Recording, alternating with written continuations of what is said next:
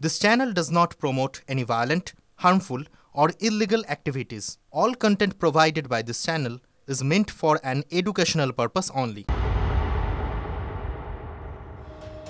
ছাগল মেরে হাওয়া বাঘ পুরুলিয়ার রাইকা পাহাড় ছেড়ে নড়ছে না জিনাত। 21 তারিখ বাঘিনীর লোকেশন ছিল বান্দোয়ানের রাইকা পাহাড়, সেখানেই 3 কিলোমিটারের মধ্যেই ঘোরাফেরা করছে জিনাত, জানালেন বন আধিকারিকরা। রাইকা পাহাড়ে গুহা টিলা রয়েছে, জলও রয়েছে, বাঘ থাকার আদর্শ জায়গায় এই রাইকা পাহাড়, আর তাই এলাকা ছেড়ে নড়ছে না বাঘিনী।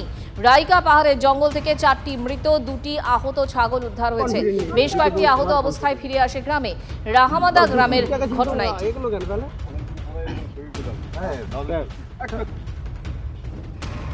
তপন হালদার আমাদের প্রতিনিধি এই মুহূর্তে আমাদের সঙ্গে রয়েছেন। তপন, এই রাইকা গ্রামে রাইকা পাহাড়ের যে জঙ্গল সে সম্পর্কে এবং সেখানে বাঘিনী রয়েছে সে সম্পর্কে কি তথ্য পাচ্ছি আমরা?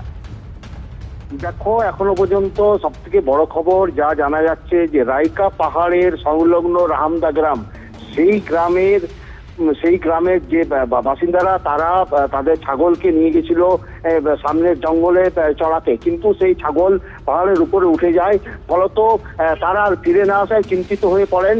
এবার আজকে যখন খুঁজতে যায় এই রাহামদা গ্রামের বাসিন্দারা, তখন দেখা যায় যে বেশ কয়েকটি ছাগল মৃত অবস্থায় পড়ে রয়েছে। এখনো পর্যন্ত 4টি ছাগল মৃত অবস্থায় উদ্ধার হয়েছে এবং 2টি আহত অবস্থায় ফিরে আসে। বেশ কিছু ছাগল এখনো পর্যন্ত নিখোঁজ রয়েছে। তার মানে ওই বাঘিনীর জিনাতের লোকেশনটা কি আইডেন্টিফাই করা গেছে?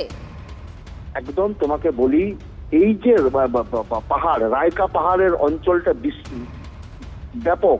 এইখানে রাইকা পাহাড়ের পাশেই ছোট ছোট যে পাহাড়গুলো রয়েছে, সেই পাহাড়ের মধ্যেই একটি পাহাড় এটা, যে রাইকা পাহাড়ের পাশেই, সেই পাহাড়েই জঙ্গলে গিয়েছিল ছাগল চড়াতে বেশ কয়েকজন গ্রামবাসী। তারা যখন দেখে যে গতকাল ডিএফওর বক্তব্য শোনাই আপনাদের।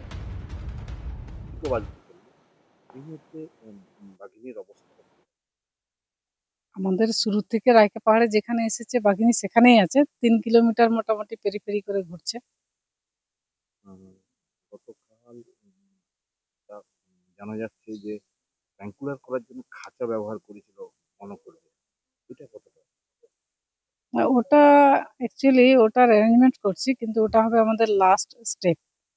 যদি আইদার মানুষ খুব ইরিটেট হয় কিংবা বাঘ খুব ইরিটেট হয়, তখন সেই টার্গেটটা করা যাবে, মানে সেটা করা যাবে, না হলে এটাতে বিপদের রিস্কটা অনেক বেশি বাঘের জন্য, মানুষের জন্য।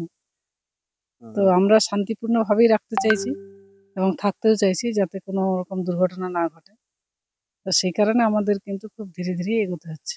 স্থানীয়দের যেটা বক্তব্য যে গুহা রয়েছে এই পাহাড়ের, এটা কতটা, মানে তাহলে তো। এদিকে বাঘের আতঙ্ক তো রয়েছেই, আর সেই আতঙ্ক নিয়েই খোলা আকাশের নিচে ক্লাস চলছে পুরুলিয়ার রাইকা পাহাড়তলির গ্রামে উদল বনি প্রাথমিক বিদ্যালয়। বান্দোয়ানের রাইকা পাহাড়ে এই বাঘিনী জিনাতের এখনকার লোকেশন। দীর্ঘ 10 বছর ধরেই খোলা আকাশের নিচেই চলে স্কুল। আশেপাশের গ্রাম থেকেও এই স্কুলে পড়তে আসে পড়ুয়ারা। চারিদিকে পাহাড়, মাঝে শুধু এই গ্রামের স্কুলটি। বাঘিনীর আতঙ্ক নিয়েই চলছে পঠন পাঠন। যত দ্রুত সম্ভব বাঘিনীকে ধরুক বন দফতর, চাইছেন শিক্ষক শিক্ষিকারা। বাঘের আতঙ্কে জঙ্গলে গিয়ে কাঠ পাতা সংগ্রহ বন্ধে টান পড়েছে রুজি রুটিতেও। আমাদের আতঙ্কে আছি, তো স্কুলটাও আমরা তো বন্ধ করতে চাইছি না, যাতে ওই আতঙ্কের মধ্যে আমরা ঝুঁকি নিয়ে ক্লাস করছি এখানে। স্কুলের সামনের দিকে এসেছিল, আবার স্কুলের সামনের থেকে আবার পেছন দিকে চলে গেছে।